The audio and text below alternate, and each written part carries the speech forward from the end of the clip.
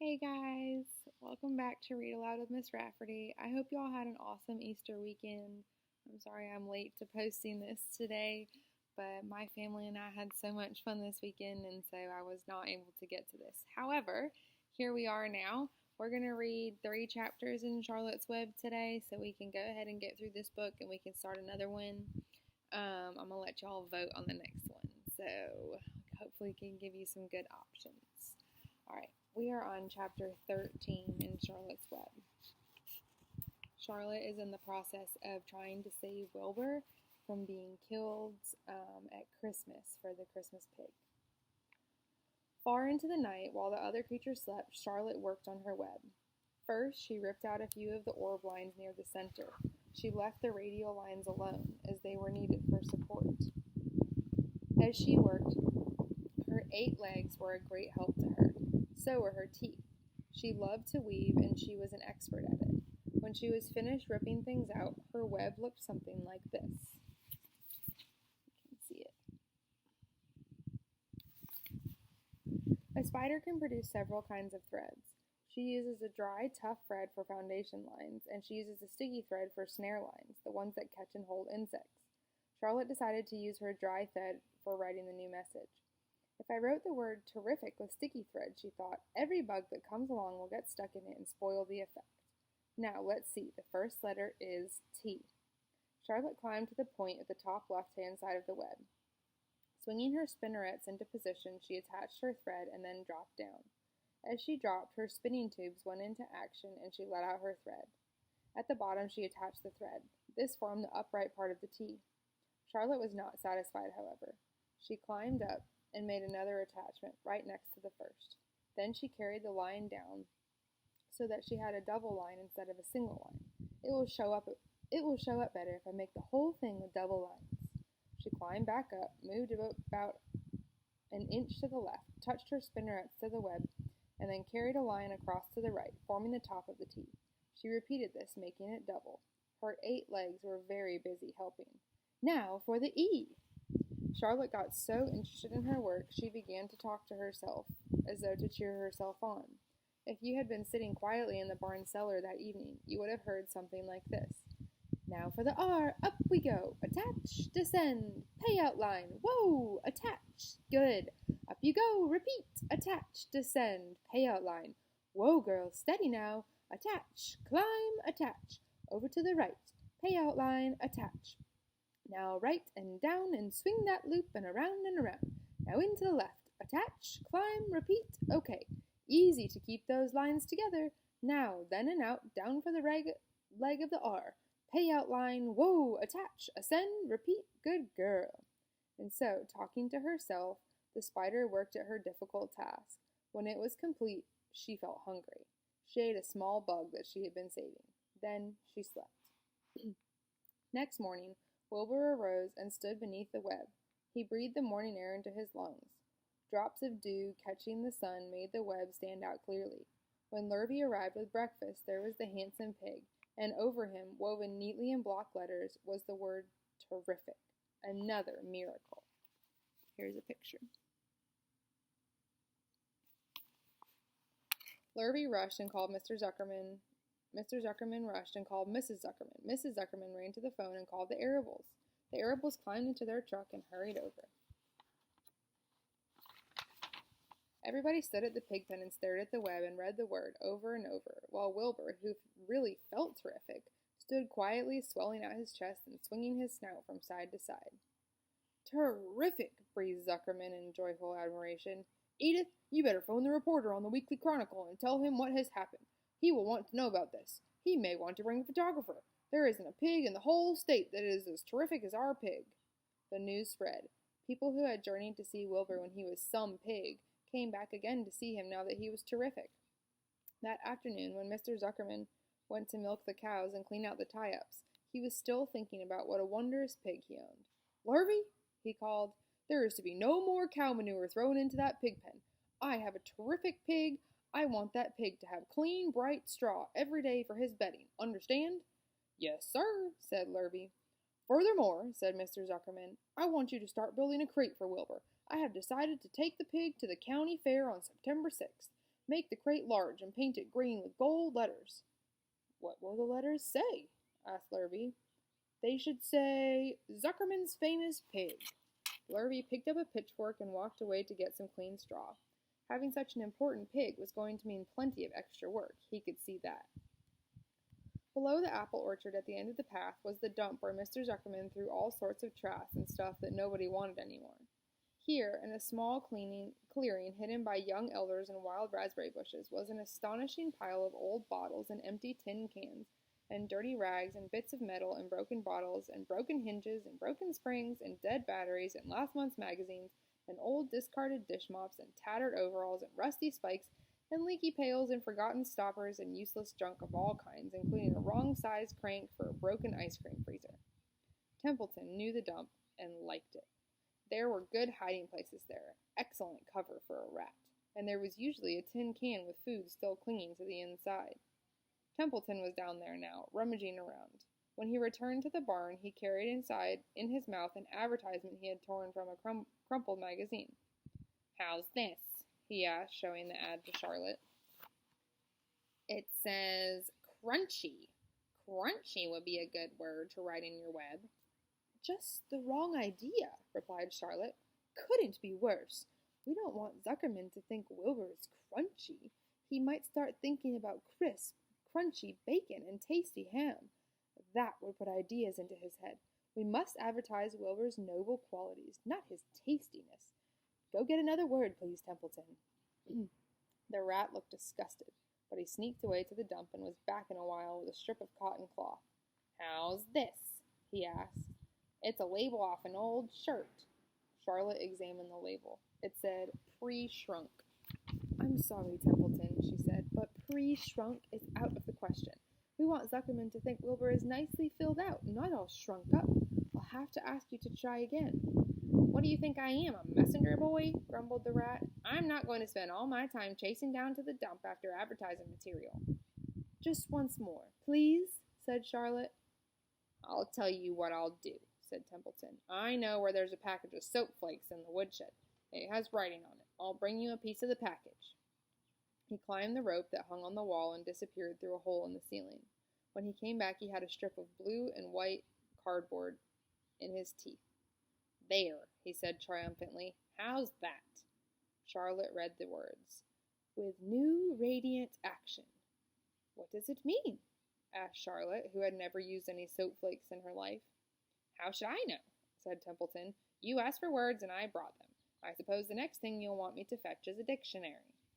Together they studied the soap ad. "With new radiant action," repeated Charlotte slowly. "Wilbur!" she called. Wilbur, who was asleep in the straw, jumped up. "Run around," commanded Charlotte. "I want to see you in action, to see if you are radiant." Wilbur raced to the end of his yard. "Now back again, faster," said Charlotte. Wilbur galloped back. His skin shone. His tail had a fine, tight curl in it. "Jump into the air," asked Charlotte. Wilbur jumped as high as he could. "Keep your knees straight and touch the ground with your ears," called Charlotte. Wilbur obeyed. "Do a backflip with a half twist in it," cried Charlotte. Wilbur went over backwards, writhing and twisting as he went. Here's a picture of him doing a backflip.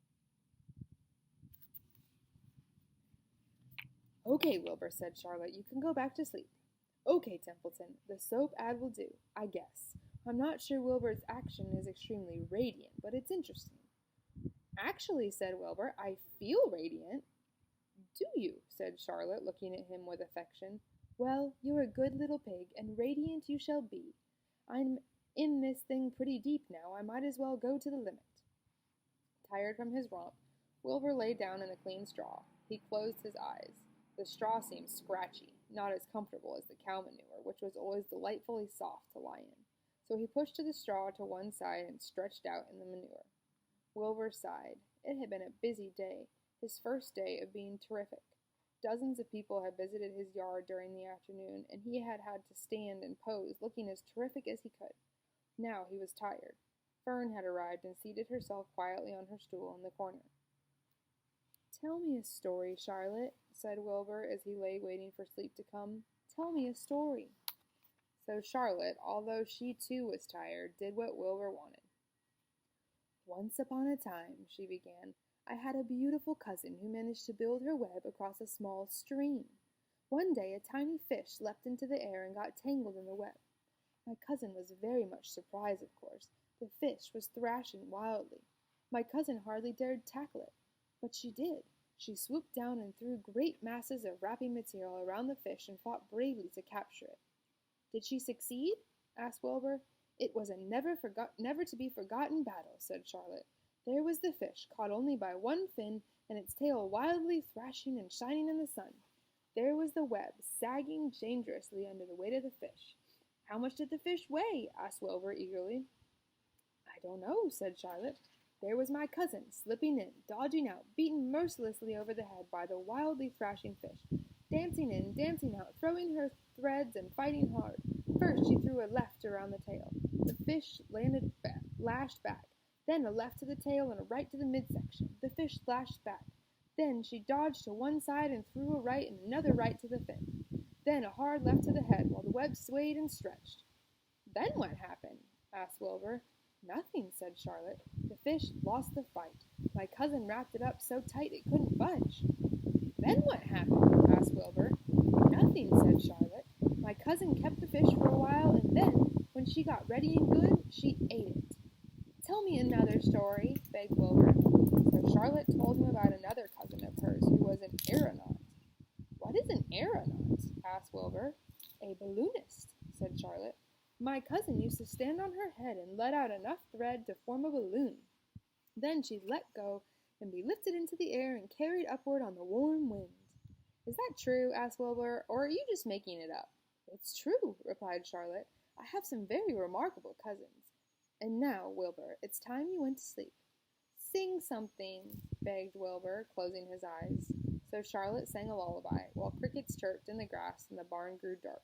This was the song she sang.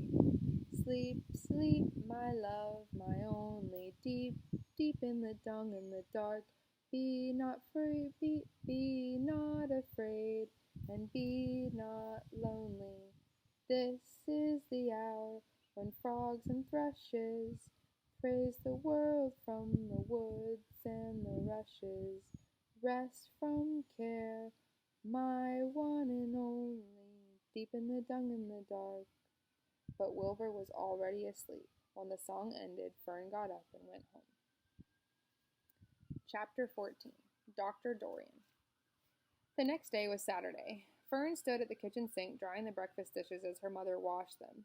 Mrs. Arable worked silently. She hoped Fern would go out and play with other children instead of heading for the Zuckerman's barn to sit and watch animals.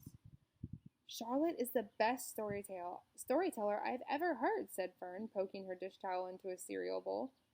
Fern, said her mother sternly, you must not invent things. You know spiders don't tell stories. Spiders can't talk. Charlotte can, replied Fern. She doesn't talk very loud, but she talks.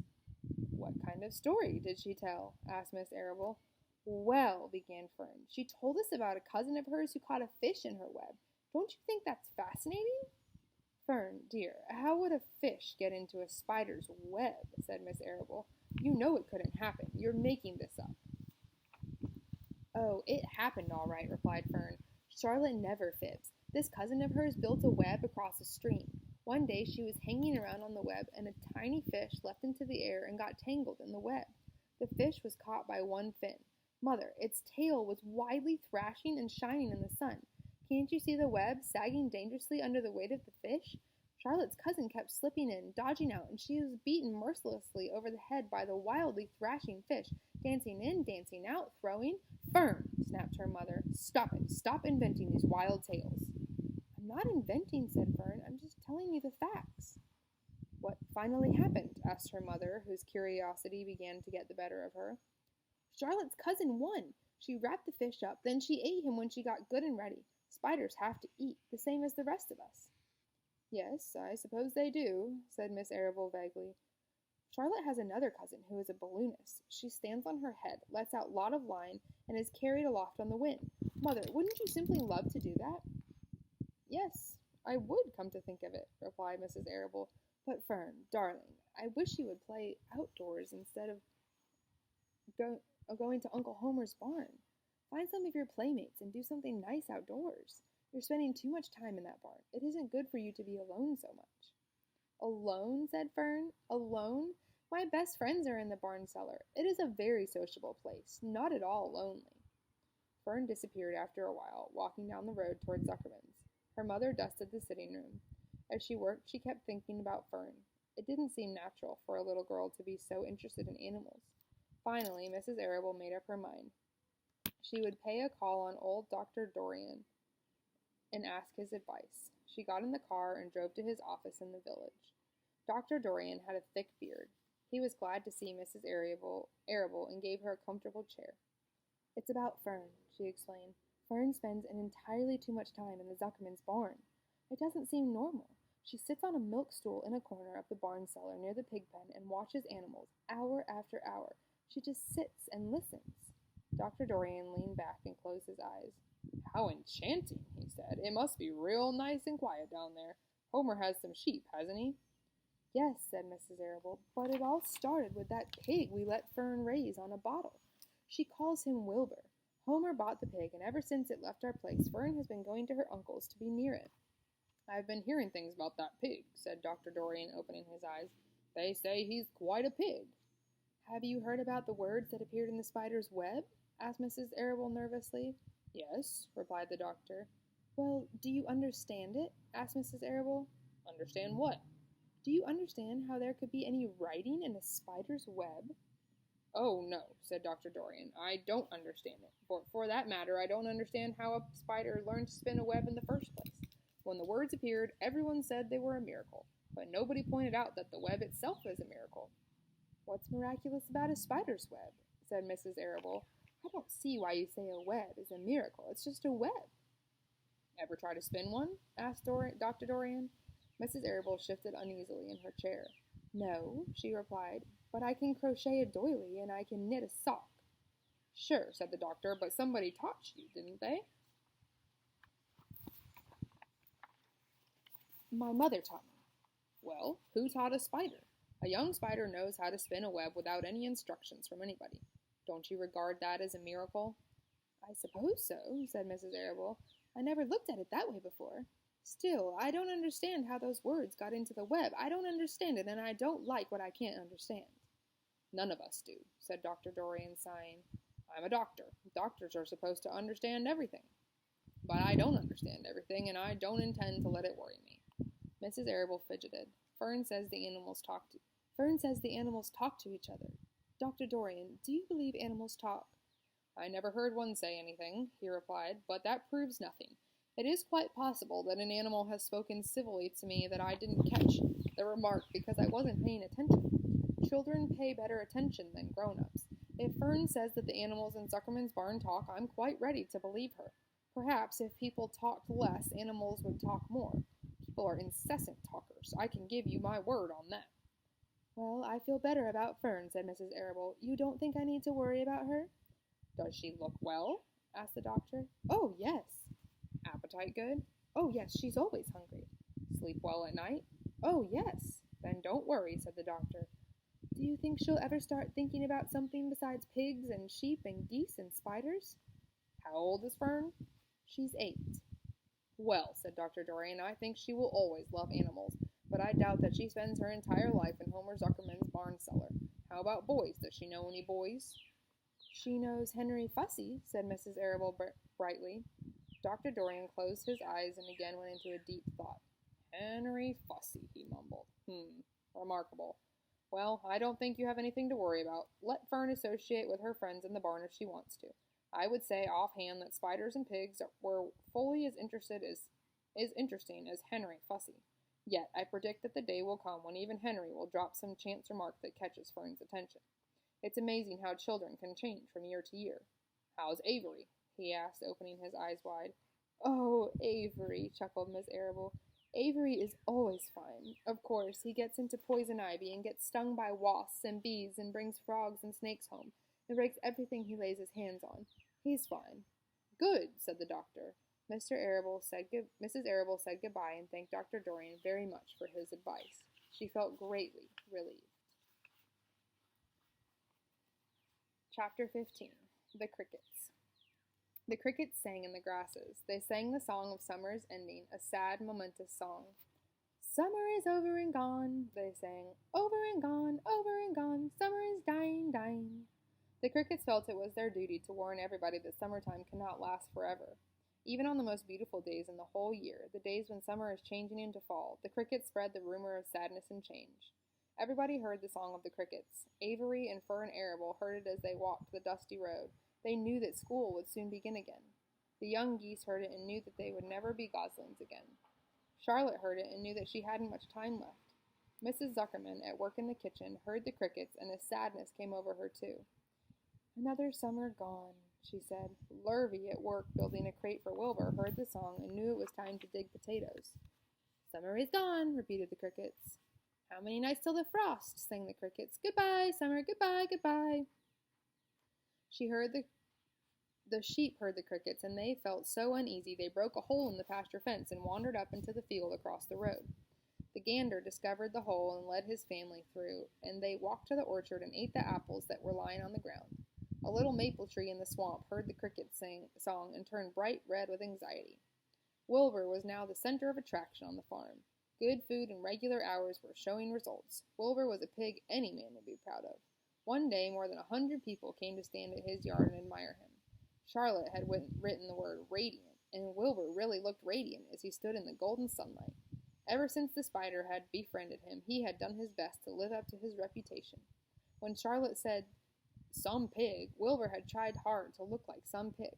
When Charlotte's web said terrific, Wilbur had tried to look terrific. And now that the web said radiant, he did everything possible to make himself glow. It is not easy to look radiant, but Wilbur threw himself into it with will. He would turn his head slightly and blink his long eyelashes. Then he would breathe deeply, and when his audience grew bored, he would spring into the air and do a backflip with a half twist. At this, the crowd would yell and cheer. "How's that for a pig?" Mr. Zuckerman would ask, well pleased with himself. "That pig is radiant." Some of Wilbur's friends in the barn worried for fear of all this attention would go to his head and make him stuck up, but it never did. Wilbur was modest. Fame did not spoil him. He still worried some about the future, as he could hardly believe that a mere spider would be able to save his life. Sometimes at night he would have a bad dream. He would dream that men were coming to get him with knives and guns, but that was only a dream. In the daytime, Wilbur usually felt happy and confident. No pig ever had truer friends, and he realized that friendship is one of the most satisfying things in the world. Even the song of the crickets did not make Wilbur too sad. He knew it was almost time for the county fair, and he was looking forward to the trip. If he could distinguish himself at the fair and maybe win some prize money, he was sure Zuckerman would let him live. Charlotte had worries of her own, but she kept quiet about them. One morning, Wilbur asked her about the fair. "You're going with me, aren't you, Charlotte?" he said. "Well, I don't know," replied Charlotte. "The fair comes at a bad time for me. I shall find it inconvenient to leave home, even for a few days." "Why?" asked Wilbur. "Oh, I just don't feel like leaving my web. Too much going on around here." "Please come with me," begged Wilbur. "I need you, Charlotte. I can't stand going to the fair without you. You've just got to come." "No," said Charlotte. "I believe I'd better stay home and see if I can't get some work done." "What kind of work?" asked Wilbur. "Egg laying. It's time I made an egg sack and filled it with eggs." "I didn't know you could lay eggs," said Wilbur in amazement. "Oh, sure," said the spider. "I'm versatile." "What does versatile mean? Full of eggs?" asked Wilbur. "Certainly not," said Charlotte. "Versatile means I can turn with ease from one thing to another. It means I don't have to limit my activities to spinning and trapping and stunts like that." "Why don't you come with me to the fairgrounds and lay your eggs there?" pleaded Wilbur. "It would be wonderful fun." Charlotte gave her web a twitch and moodily watched it sway. "I'm afraid not," she said. "You don't know the first thing about egg laying, Wilbur. I can't arrange my family duties to suit the management of the county fair. When I get ready to lay eggs, I have to lay eggs, fair or no fair. However, I don't want you to worry about it. You might lose weight. We'll leave it this way. I'll come to the fair if I possibly can." "Oh, good," said Wilbur. "I knew you wouldn't forsake me when I needed you most." All that day, Wilbur stayed inside, taking life easy in the straw. Charlotte rested and ate a grasshopper. She knew that she couldn't help Wilbur much longer. In a few days, she would have to drop everything and build the beautiful little sack that would hold her eggs. All right, that's all we're going to read for today. I hope y'all enjoyed. I'll see you tomorrow.